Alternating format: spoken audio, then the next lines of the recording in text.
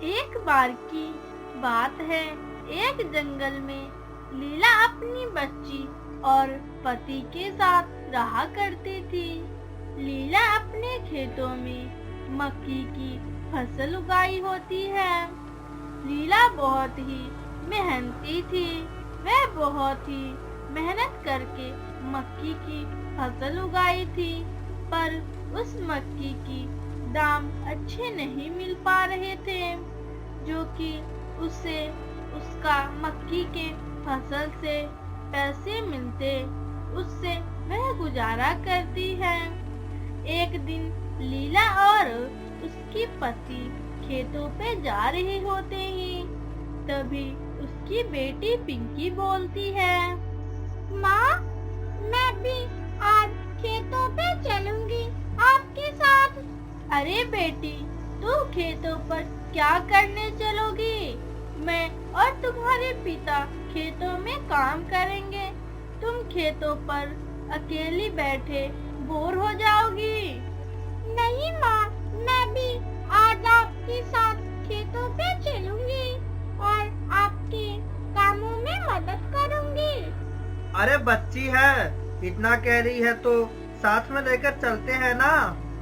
अच्छा ठीक है, चलो अब। फिर पिंकी अपने माता पिता के साथ खेतों पर जाती है। खेतों में मक्की की फसल पककर लहलहा रही थी।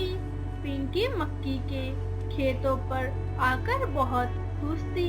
वे अपने पिता से पूछती है, पिताजी, इतने सारे मक्की को आप क्या करेंगे?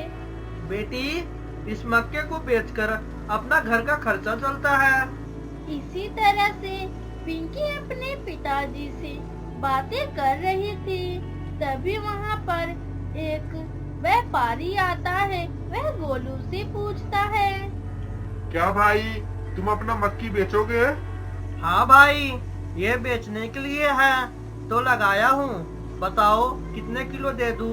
10 किलो या फिर 20 किलो? मेरे मक्के जैसे यहाँ पूरे जंगल में आपको कहीं भी इतना अच्छा मक्का नहीं मिलेगा। सिर्फ 1 किलो का 20 रुपए है। अरे भाई, मुझे पूरे 50 किलो मक्का चाहिए, पर आपके मक्के की दाम ही बहुत ज्यादा है। आपको देना है तो 18 रुपए किलो पर देना है तो दे दो, वरना मैं किसी और से ले लूंगा। इतना कहकर वह पक्षी वहाँ से जाने लगता है। तब लीला कहती है, ठीक है भैया, आप मक्के इसी भाव में ले लें। फिर लीला उस चील को 50 किलो मक्के दे देती है। वह चील वहाँ से मक्का लेकर चला जाता है। तब पिंकी अपने पिताजी से कहती है, पिताजी, आप दोनों इतनी मेहनत करते हो, फिर भी मक्के के उचित दाम नहीं मिल पाते हैं। पिताजी, हम ऐसा क्यों नहीं करते हैं कि अपनी मक्के की फसल शहर में बेचने, ना जाने कितनी सारी पक्षियाँ इस मक्के को भूनकर शहर में कितने सारे पैसे कमाती हैं। हाँ बेटी, तुम सही कह रही हो, पर मेरे पास इतना पैसा भी नहीं है कि मैं अपना मक्के की फसल शहर में ले जाकर बेच सकूं। बेटी, जो हमें मिल रहा है वही काफी है, तुम ज्यादा ना सोचो। इसी तरह से कुछ दिन गुजर जाते हैं, पर गोलू अपनी बेटी की बात सोचता है। तभी वह अपने दोस्त कालू कौवे के पास जाता है। अरे कालू भाई, आपके पास ट्रक है ना? मुझे दे देना। मैंने सोचा है कि मैं अपना मक्की की फसल शहर ले जाकर बेचना चाहता हूँ। अरे, यह तो तुमने बहुत अच्छा सोचा है। हाँ, मेरे पास ट्रक है। गोलू यह बात सुनकर बहुत ज्यादा खुश होता है और अपनी पत्नी के पास आता है। लीला, मुझे थोड़ा पैसा दे देना। मैंने सोचा है कि अब मैं मक्के शहर में ले जाके बेचना चाहता हूँ।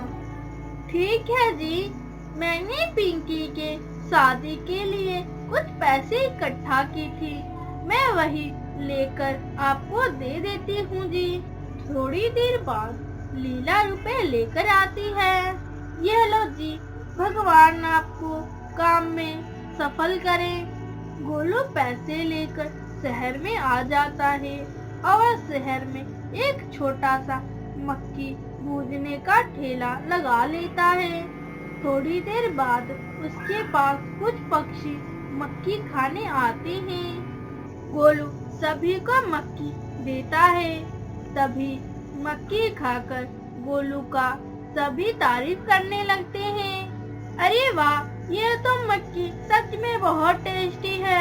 मैं अभी तक इतना अच्छा मक्की का भुट्टा नहीं खाई थी। अब मैं रोज यहीं से खाया करूंगी।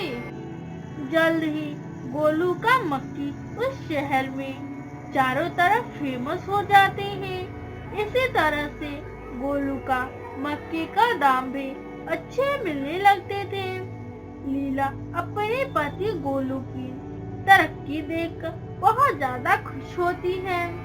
इसी तरह से धीरे धीरे गोलू शहर में अपना बहुत बड़ा मक्के का भुट्टे के नाम से एक बहुत बड़ा दुकान खोल लेता है और तीनों खुशी से रहने लगते हैं।